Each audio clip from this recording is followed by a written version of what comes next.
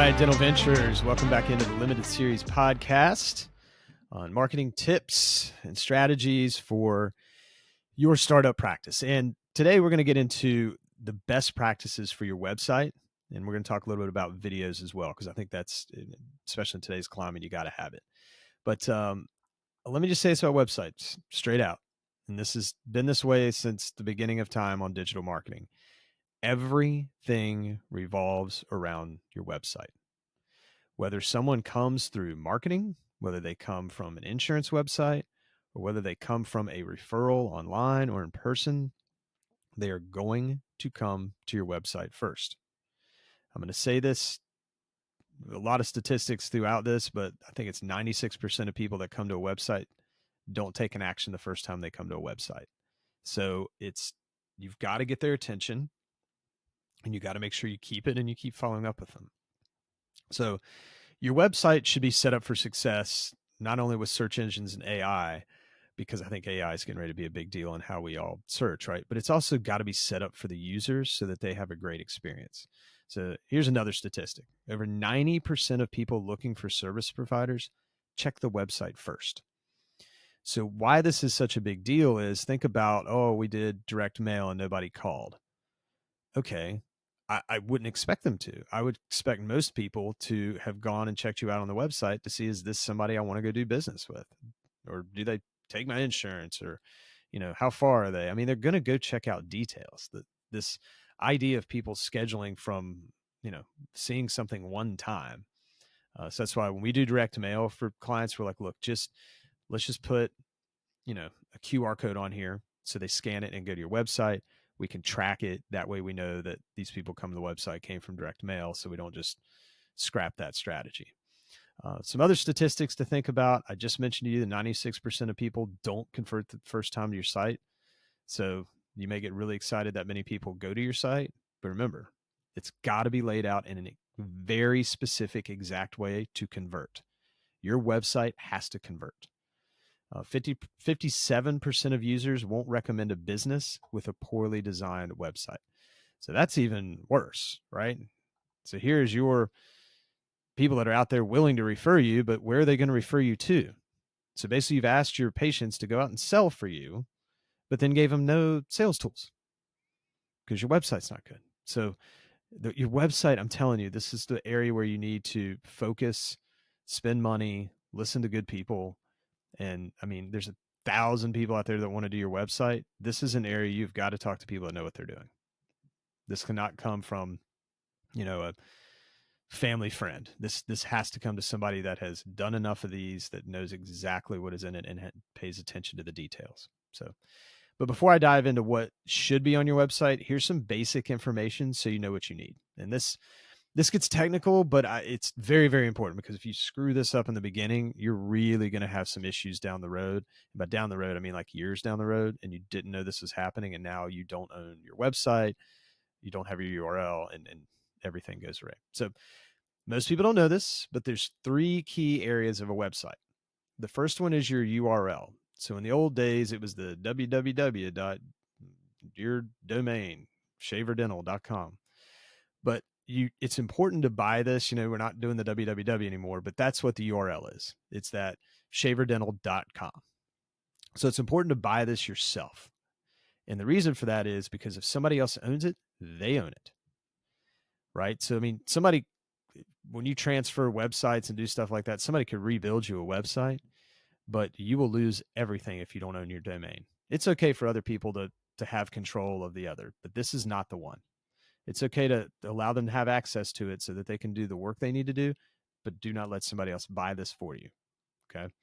Because they're about to tell you they'll give it back to you, and then they'll hold it over your head. Unfortunately, I've seen that enough at this point. I would suggest most people use GoDaddy, but there's a lot of services that host URLs. So just here's the one thing I'll tell you: don't go in there, buy that name, and they've got so many extras on GoDaddy. Like secure this, do this, buy it for 5 years. All of a sudden, it looks like $100. Buy 1 year, turn the auto renew on, and that's all you need to do. Those are the only things you need to do. GoDaddy will have you try to build a website, or they'll build it, or they'll do your digital marketing. It's so basic and so not good that it wouldn't do any good. I am getting questions now. Is it okay to buy a .co or the vanity ones like .dental? Um, I don't think so. I think .co I'm fine with. Um, the ones like .dental, the more vanity ones, my biggest fear there is what happens if they keep raising the price to host those. So when you go into GoDaddy, it'll say, $11.99, $12.99 for this .com. And that's just pretty much what it's going to be every year. But the .dental, that could be 49 now, but it might be 99 next year. And then who knows what it might end up being. So not saying you can't do it. I'm just saying, just understand there will be additional prices to that. I told a client, I was like, think about license plates. You can just take the one the state gives you and, you pay the basic. Or if you want a different plate and you want to personalize it, it's going to cost you more. And it may, instead of $25 this year, be 30 or 35 the next. So just keep that in mind. Also keep in mind when you register a new URL, you're going to get 1 trillion, and I think that's an accurate number, trillion, companies emailing you about doing your website and digital marketing. And I think that's mainly because there's 1 trillion companies doing it. But I would just block all that noise out now, because these are obviously the people that are very aggressive, very transactional. You're not going to get what you want out of that. So that's everything to know about a URL. That's step 1. Step 2, this is what's called your content management system, or your CMS. This is where the actual content of your website lives and where it's edited. So this is where you'll have your images, videos, written copy, pretty much everything else. Um, I would, I, I'm not demanding anything here, but I would highly suggest using WordPress, because I would estimate 90% of most digital marketing companies won't even take on a client that doesn't have a WordPress site. So if somebody's telling you, no, you don't need that, and WordPress is open platform and not HIPAA compliant, that's not true at all. It is very much HIPAA compliant, probably more so than anything somebody customizing a site is going to give you. Because if they weren't, they wouldn't still be in business that way. So this means you're going to have to go back and redesign a site if you don't put it on WordPress. And you're also going to be tied to, and this is why a lot of people do it, you're going to be tied to the marketing company that built it. So I would highly suggest making sure that whoever's developing it develops it on WordPress. The third and final part of this is where your website is hosted. So this needs to be a secure host that does daily backups. There's a lot out there, Bluehost, HostGator. I'm a big fan of WP Engine. Their security is the best. And they're also very good at communicating when there's an issue. Like they'll actually communicate with you. Hey, this is the issue. It needs to be fixed, or we're going to actually take your website offline, which will be good for you because you could get hacked or something like that. So I love WP Engine for that. They are great with security. Generally, if you engage with a marketing agency, they'll kind of take care of all this for you. But I strongly suggest owning your assets, mainly your URL. But you can tell people, hey, I want a WordPress site. It's got to be WordPress, and I want to host it on WP Engine. They'll probably host it wherever they have it, and that's okay. But I just like WP Engine. All right, so now the actual website development. So this is why this is so important for me. I do not design websites. Well, I don't build websites. I probably do design it because I go through the strategy and what it's going to look like and ultimately feel like. Because to me, when you build value in your brand, you need to build a great feeling. When somebody gets to your website, they need to know who you are, what you're about, and have a great feeling for you, right? So during COVID, I went on this journey to find the best possible user experience, because what was bothering me with dental websites is it was all about services and all about the person. It was not about the patient at all. It was crazy to me. I was like, what are we doing here? So I wanted the website to tell a story and engage the visitors. I was sick of every website that was designed in dental, no matter who designed it, just looked the same. And they still kind of do, but they need to tell that story. You need to walk them through that patient value journey on the website. The other thing too is it's got to be thumb friendly. People are on mobile phones. They've got to be able to go through that quickly using their thumb. So that's the biggest thing is, quit talking about the services you provide first. Talk about the problems you're going to solve for your ideal patients. That is paramount. So as I was going through this, I talked to, probably 50, 60 companies, a lot in the dental space, and found that there was nothing in the dental space that I could look at and be like, wow, they're really knocking it out of the park. But I did find these consultants in the UK that had a formula for service-based businesses. So they were able to actually accomplish exactly what I was looking for. I incorporated their formula into the next two sites we did for startups. And on average, well, not even on average, I mean, they both converted over 65% more visitors than the ones we had done before.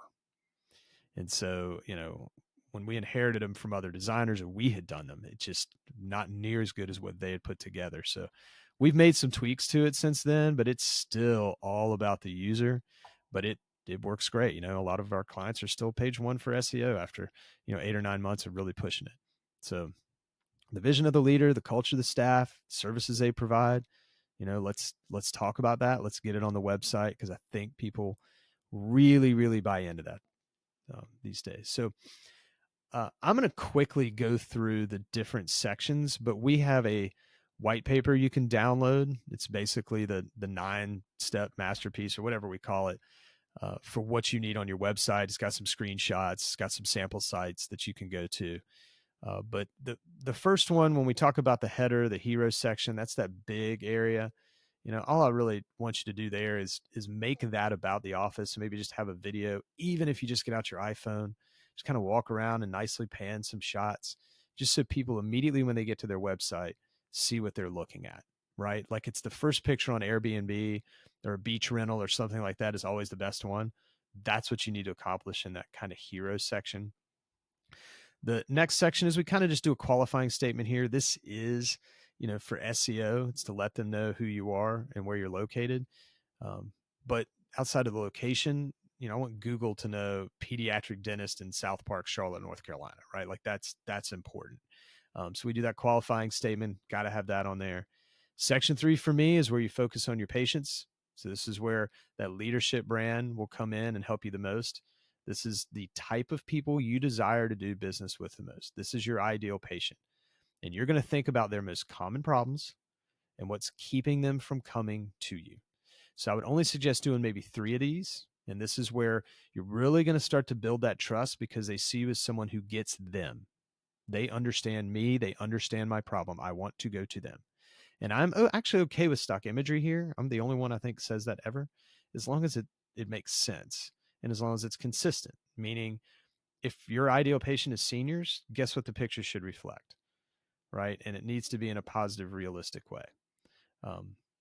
Certainly, you can do photo shoots. That's just a lot of money in the beginning. I'd hold off on that. So here might be 3 examples of what you'd put here. I have tooth pain and need to see somebody today. So most of you will probably have some time to do limited exams, and that's a great way to get people in and obviously turn them into relationship-based patients. Another one that I see a lot, is it's my turn to show off my smile. So this is where cosmetics quietly makes its debut, correct? And then it can kind of go from there. The other one might be, I no longer have dental insurance, and now you're at fee for service, and they're concerned about that. But at least this is what these people's concerns are. So let's talk about it.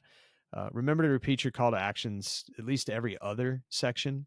And I'm going to talk a little bit about what those should look like as well. But the main thing, well, let me just stop here for a second and talk about that. Your call to actions, I see a lot of websites that either don't do it at all or just do it very poorly, right? It just says schedule here, or the schedule here buttons in the top right of the website. And it's just, and then it just takes them to a scheduling page. You need 2 things. You need a direct call to action. So that is schedule now, whether that's online or call, give them whatever they need to do, or text. So that's the direct. They're ready to go. They're ready to book with you. The next one's more of a indirect one, kind of like, well, I'm ready to date you, right? I'm going to go on a date, but what does that look like? And so for the most part, it's something like a dental savings plan. I no longer have insurance. No insurance. Okay, we can help you. And so that might be one of those indirect ones. And then the next section, you're going to focus on you as a person, you as a leader. And here's a good place to probably even bring in, something about your team. Do not overdo this, but instead of a biography about your dental experience, talk about your experience. If you're father or mother, talk about that. If you're a community leader, talk about that. Shoot, if you're just a great golfer, talk about that. If you love bourbon, talk about that. Whatever it is, this is where people find, a connection to you. So this is where you can discuss any causes you're a part of, places you like to eat, recreation you do, but you need to be personable here. This is why people will come to you.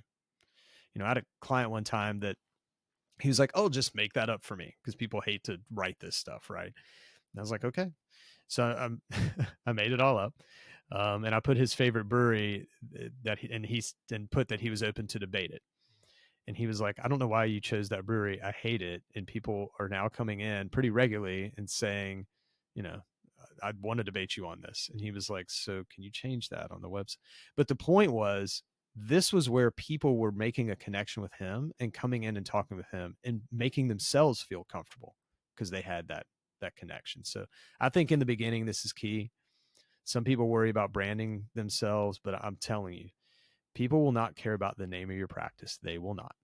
In the beginning, they need a connection to the owner, or at least the people that are putting their hands in their mouth, right? Like these doctors, the hygienists, the team. These are the people they need a connection with. So um, I do want to make a note here because a lot of people will say, "Hey, I'm going to put my other team members." Most of the time you start out with 2 or 3 people anyway.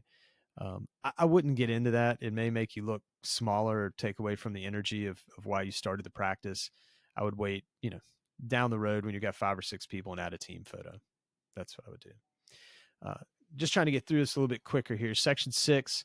This is the area you can talk about your authority. So you're gonna focus on credibility here. This is where you can do the biography. Not everyone will be concerned about where you went to school and your qualifications, but there are some people that do. So make it short, make it impactful, right? If you've got a fellowship and you're one of the 6% that have that, talk about that and move on. Do not do a ton here, but I think people will like to see, where you came from, your journey as far as how you became a dentist. Next section, we'll talk about videos in a minute, but I would highly suggest a welcome video from you, maybe in the office, maybe even kind of walking around the office. This one I would make sure is well done. I would highly suggest hiring a professional to do it, but at the very least, make sure lighting, background, make sure audio is good. I've seen some great looking websites turn sour with poorly produced video. So sometimes I just tell people leave it off if it's too much of an expense right now, but know that needs to be on there at some point. In this video, talk about why you chose to open your practice where you did. Let them know your why, and then talk about what they can expect when they come to see you. Next section, this is the unpopular one when I talk to people. New patient specials. I realize that what I'm getting ready to say may seem to be a little bit off point about building your brand, but new patient specials are crucial in the beginning. You haven't really built value in your brand yet, and you need new patients. You're flying an empty airplane at this point. So we have a way to kind of cipher through the junk and focus on the ones that are going to work best for your story. For example, if each new patient receives an electric toothbrush, I get the expense of that. But this way, you at least know they care about their oral health when they come in. So there's a good chance they'll come back. Something else I suggest, find something local to support, such as a restaurant, and just do a gift card, do a drawing each month.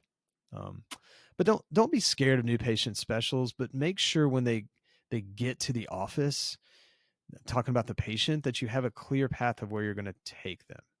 So, most of the time they don't. So let's give a good example here. Say they don't have insurance. Okay. And you've identified your ideal patient is one of these 10,000, baby boomers that is retiring every day, right? There's probably plenty in your area, and now they don't have insurance.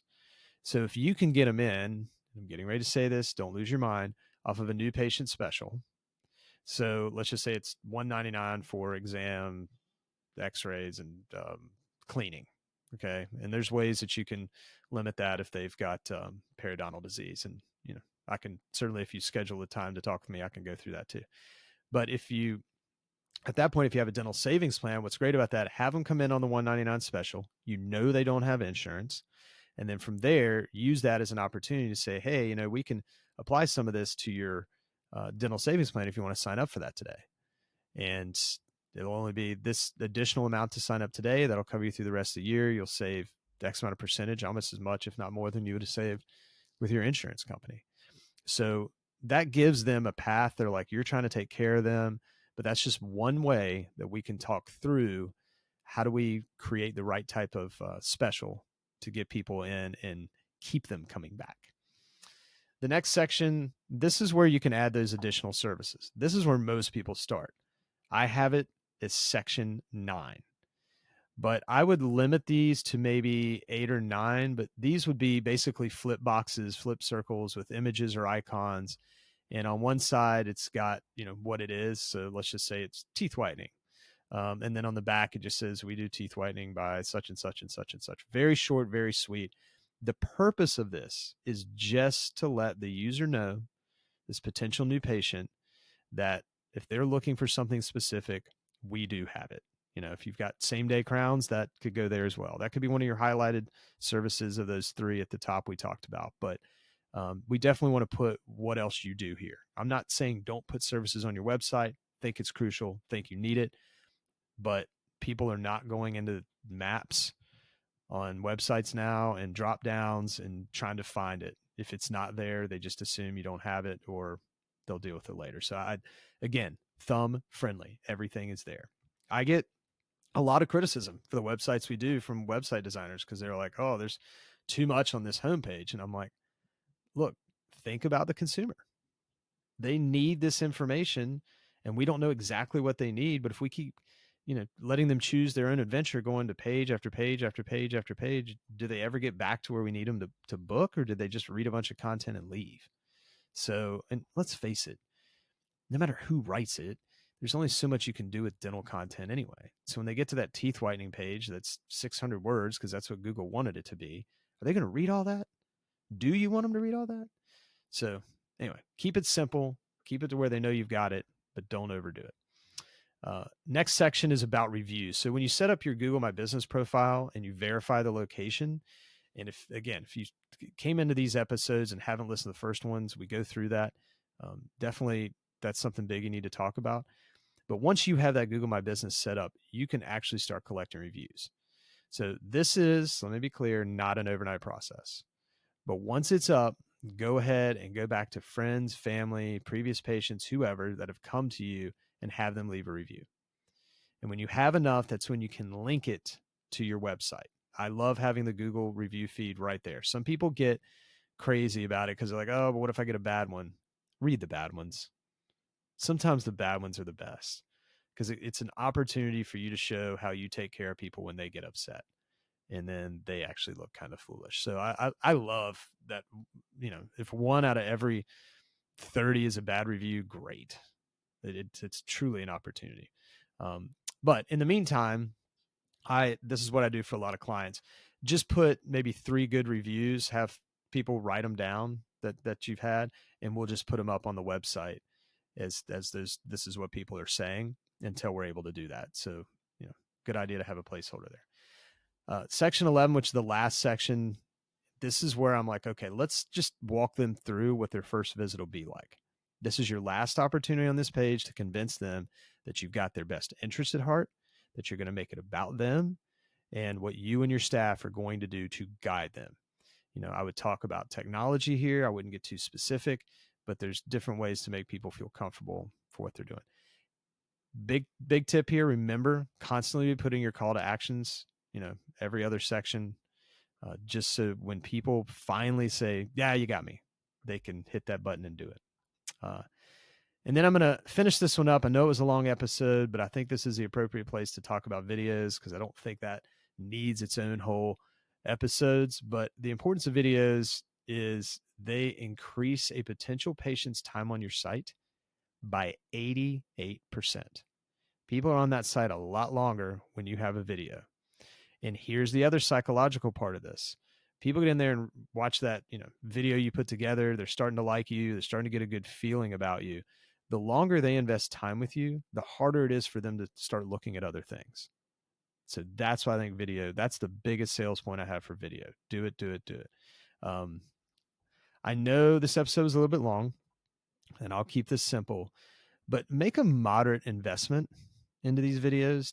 Don't spend more than $5,000 on this, because you will need to probably redo these in a couple years, but you need someone that can show off the practice and tell your story. So we've got vendors we use that charge 20 grand to come do this. We've got some that charge, like I said, 5 grand, or you could just set up a camera and do it yourself. It won't look as good. It will not. Don't fool yourself into thinking that, but it's okay, because it's actually also authentic, right? So people get there and be like, you know what, this person may not have spent the money on this, but they wanted, me to know this, so I'm going to listen. Um, so that's a good way to look at it as well. Again, testimonials would be great here if you can get them, but all of this can be used on social media too as you're launching your practice. That's another tip. Constantly be talking to the camera. I know that may be uncomfortable to do, but talk to the camera when you're going through your build out. Talk about frustrations. Don't bring up particular people, but talk about frustrations, because your journey, people will respect you, and then we can use that on social media. We can actually have it a place on the website. Hey, look how we built this. And I think that's just a great way to connect with people. So, but we're going to head on into the next episode, which is going to tackle what we talk about with social media. But first, make sure you go back through your workbook, start having some fun laying out your website. It's actually a lot more fun than you think it would be, and it's easier than you think it'll be. We have great content writers that help people with making sure their website's got, the right flavor of you and authenticity and relatability. So it's a fun time. So definitely take it serious, and we'll look forward to talking to you about social media on the next episode. Thanks.